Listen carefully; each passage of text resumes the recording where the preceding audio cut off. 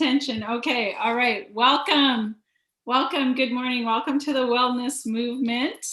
I'm Julie with Balanced Life with Julie, and you are watching Spanglish World and H.E.R Network on Zingo TV, channel 250 and 251. And remember to download the Zingo TV app. It's free. You can leave a review. And Zingo TV is available on Google Chromecast, Amazon Fire and Fire Sticks, Roku, and Roku Sticks on all smart TVs from 2016 forward. And you're Kaz. I am Kaz from Key Health and Wellness. Kaz. And you're Coco from where? Coco Land. Cocolicious. She's just like, whatever, just pet me and I know, she's like, literally, I'm not lying. Like, look at her. She's like, what's going on, Coco? What's happening today? Why are you having a moment? Coco's going in for surgery tomorrow. Oh, that's why she's sucky. I know. And it's the vet is calling me right now. I'll have to call him back. Oh, well, it's okay, Coco. It's okay, little puffer. You'll be fine. Come, be in our show, please. Hi, Coco. So we have a fun topic for today. Mm-hmm. We've talked about this a few times, but let's talk about it again. It's worth talking about again. It absolutely is, because it affects so many people. And no one wants to talk about it. What do we want to talk about? What are we talking about? We're talking about poo. Poo. Poo. Yep. The thing we all do, hopefully. Yeah. But that no one likes to talk about. Well, so we're going to talk about it because we don't mind talking about it. We're going to talk about it because poo is very important for your health. Not Winnie the Pooh, just so we clarify, that's a whole other podcast. I have a Winnie the series. Pooh mug. Remember you do. my Winnie the Pooh mug? That was your travel mug. Yes, I lost it. I lost it for like a year.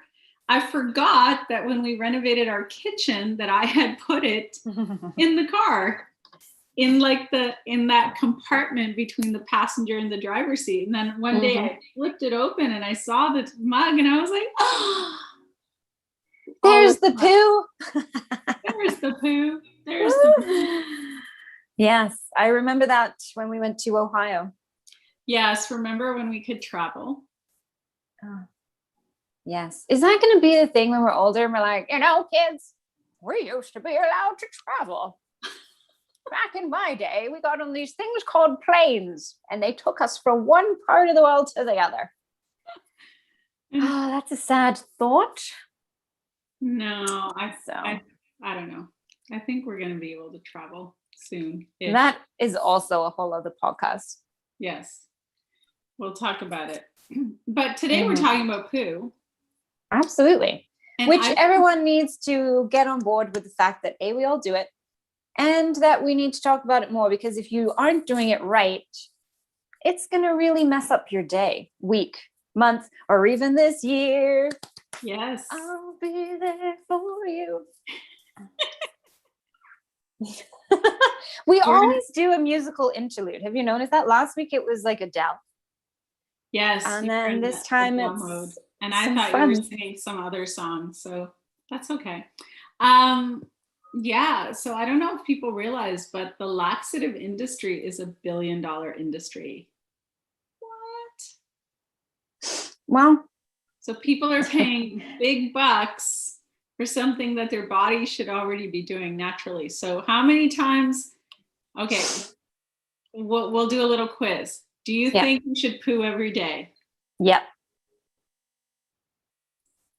Coco says yes. Yes. 100%. How many times a day?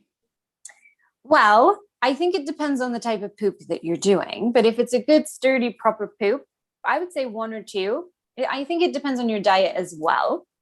But I think if you were pooping once or twice a day, that's perfectly healthy. Yeah, I mean, I've had some health professionals say that you should poo every time you eat, but a couple of times a day is like a good amount. But if you're Mm-hmm. not going for days on end, that is a big Mm-hmm. flag. Mm-hmm. Yeah. Yes, it really is. And I understand. So in my profession, I can't just be like, please excuse me, person I'm massaging or healing at the time. I have to go to the bathroom. So I sometimes have to wait until it's an appropriate time, which I think we're all like that. And I know a lot of people can't do the poop at work thing. That's okay. But I think the idea is you poop as soon as you can possibly poop. That's an appropriate time. Mhm.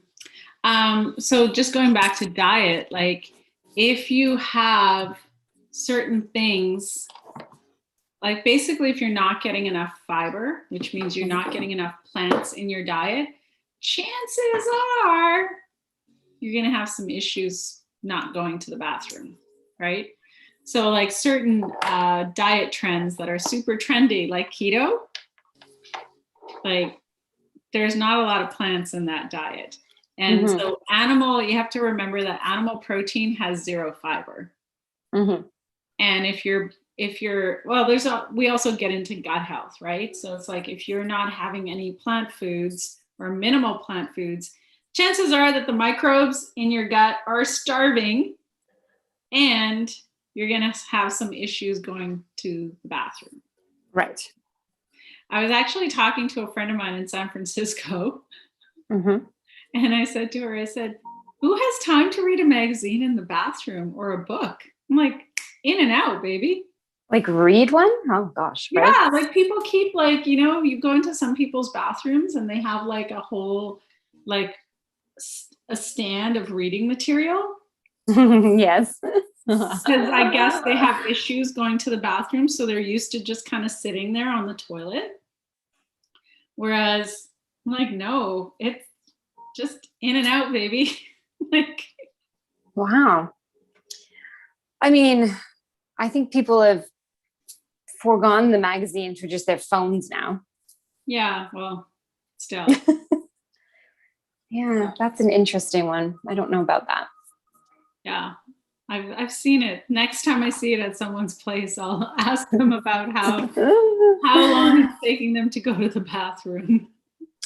Now, so in terms of gut related stuff, if someone's having issues with going to the bathroom, is fiber at that point, like if they can't go, it's now like almost to that impacted phase, is increasing fiber good, or is that going to bulk it up more? At that point, should they be adopting something else just to get it out? And then once you're free of that kind of hard impacted poop, you're able to start doing a better, healthier diet then. But if you're at that stage where you can't go and it's painful and you're doing pellets, Yeah. is fiber good at that point, or should there be something else they take for then?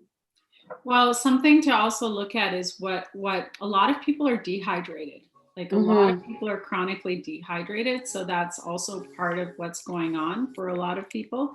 So looking at water intake, I know a lot of people will use coffee, they'll drink coffee because it's a diuretic and it makes them go to the bathroom. But I would say, like, if somebody is not used to having a lot of plant foods in their diet, chances are that their gut doesn't have the microbes necessary to digest those foods, right? Like sometimes they'll say, well, someone will say, oh, when I eat more veggies, like I find that I get all gassy and bloaty. It's because they don't have the microbes necessary. So instead of like having an all or nothing approach, it's important to just slowly start to add in, like it depends on the person and their constitution. Like some people, depending on what's happening with their gut, they might only be adding in like half a cup of veggies onto their plate and getting their system used to having plant foods again. But the microbes in our gut only feed on plant material. They don't feed on meat. And the thing to also remember is that the digestion process, so it's bile that ends up breaking down the fats in animal flesh. And that's a very different process in the gut. And actually, there was a 2014 study out of Duke University that looked at the difference between digestion and in using all plants, like 100% plant diet and a 100% meat diet. And they found that when people were eating 100% plants, they just had better overall gut health and lower inflammation in their body. And when they were doing meat, they had higher inflammation in their body, and they were actually setting up the conditions in their body for cancer and heart disease and stroke. So that Duke University study is basically the smoking gun that says, okay, why is eating animals linked to these very serious chronic illnesses? That's why, because of what's going on in the gut and how things are digested. And so we just want to go back to the fact that microbes in our gut feed on plants. That's what they need. And so if you're not used to having plants, if you're on some wacky diet that tells you that all carbs are bad, it's simple carbs are bad, processed carbs are bad, but an apple is not bad. An apple is good. And so if you're not used to having those kinds of things, then you need to slowly introduce it. Right. Absolutely. So for people that find themselves in a situation where they're chronically struggling in the bathroom, I guess some good tips would be then to start to definitely drink more water, like maybe have your morning coffee, and then in the rest of the time, you're going to increase water, because the water helps to obviously flush things down and out. It also makes things a little more lubricated to move through the system, right? And then, of course, starting to slowly increasing. Yeah. Because otherwise, like you said, it will cause bloating and gas, which will be more uncomfortable. For sure. So just slowly starting to increase, and not just like veggies, but also remember that the microbes will feed on different like whole grains too, right? So it's not just exclusively veggies. It's like veggies, fruits, whole grains, like everything they don't actually have a complete, like people who, researchers who research the gut microbiome, they don't even have a complete picture of all the different plant fibers and how they specifically feed the microbes. They just know that they do. Right. So this is like in the last 10, 11 years, research in this area of like the gut microbiome, it's increased big time. So our understanding of it has increased, and this is much deeper than taking probiotics. And in fact, I tell most people don't take probiotics, because you want to be giving your microbes what you need through the foods that you're eating, because that's what they want to be having. And a lot of times if people aren't addressing their diet and they're just taking probiotics, well, those are just flushing right through your system. They're not hanging out, right? So it's save your money. Focus on your nutrition. It's like, it's what we talk about. People always want a magic pill.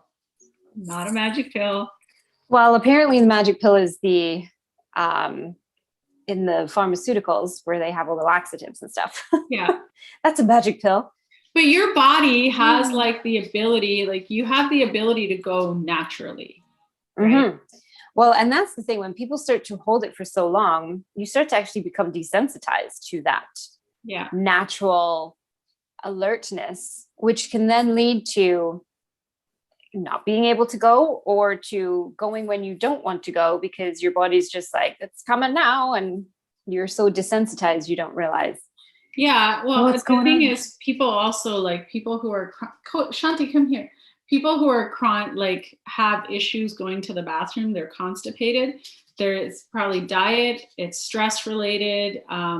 It could be a lack of hydration. So those are all things to be looking at and addressing instead of just like taking a laxative to try to resolve the situation. You want to actually resolve the real situation because your body you should be able to go. I mean, you have a couple of kids, like when they were babies, like you paid attention to when they went to the bathroom or if they didn't go to the bathroom, because that's what I hear moms talking about all the time. Like We love the talking about bathroom habits of their babies because Uh-huh. it's really important for health, right? Like that's why you're paying attention to it.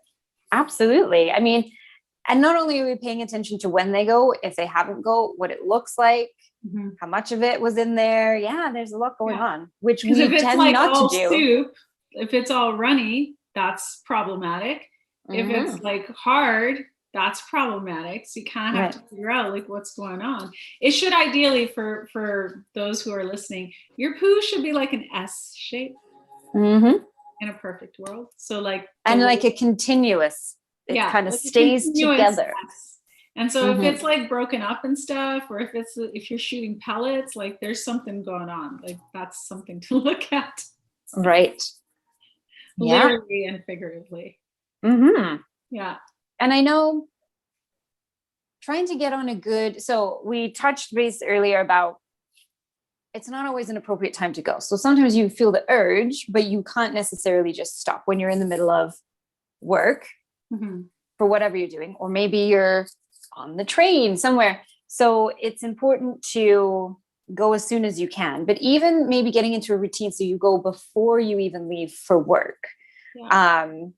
And I know just from myself, having warm water with a little bit of lemon in it first thing in the morning helps wonderfully in that department. It's great. Yeah. And so most people are having that coffee and then heading to work, and then their body's like, oh, I need to evacuate this coffee. And then they can't go. And so then all day or until they can go, they're holding it. And that like holding can cause some serious problems. I actually read a little article about someone who held it for 8 weeks and they died. Why? I don't know why. Why would somebody want to hold it for 8 weeks? They didn't actually go into detail about why the person didn't go or couldn't go at that point, I would assume. But it created such swelling in the abdominal like cavity that there's some very serious nerves that go in there. Plus you've got like the inferior vena cava, which is your main venous return back to the heart. And so it likely, when you have all this expansion going on in that area, does a whole lot of damage. And so this person started experiencing paralysis in their legs, feet swelling, like all kinds of stuff. And then obviously passed away.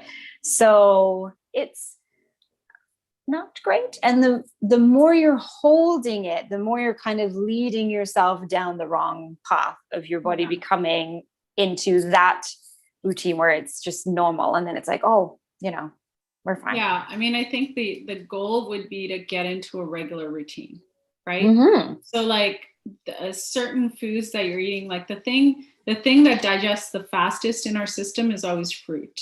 So you want to ideally have fruit by itself because everything else takes a little bit longer to digest.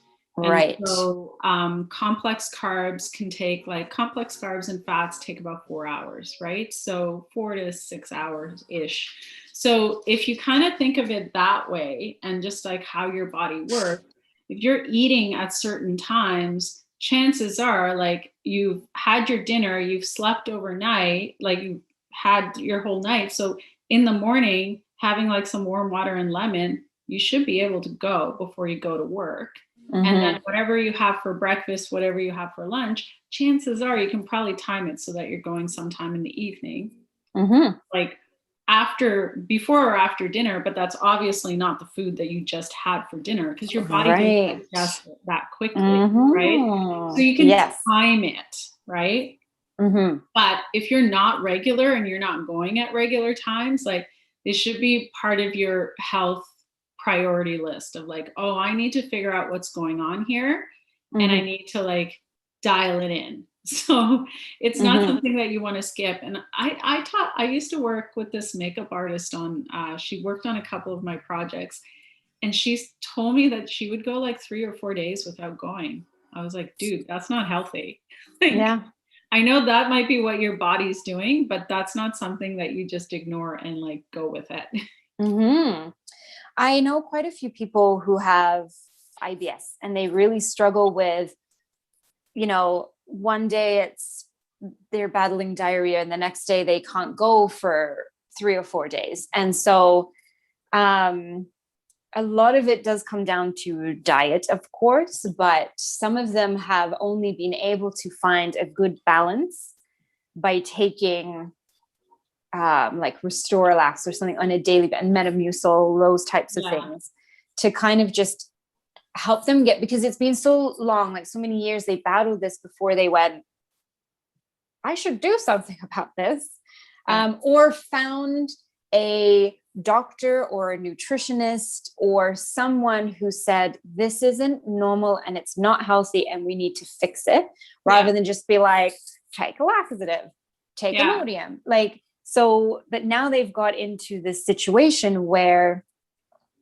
essentially their bodies become used to that yo-yoing and they can't get to a common ground. So they now have been able to find a balance, but they are aware of the dietary things. Like my sister, for example, if she has anything dairy, we don't make plans for the rest of the day because dairy she's is like one in of the bathroom. Things, dairy is actually really problematic for gut health. Right. Yeah. So many people now find that it's not like an accident. Like, I mean, we've talked about it offline. Humans are not cows.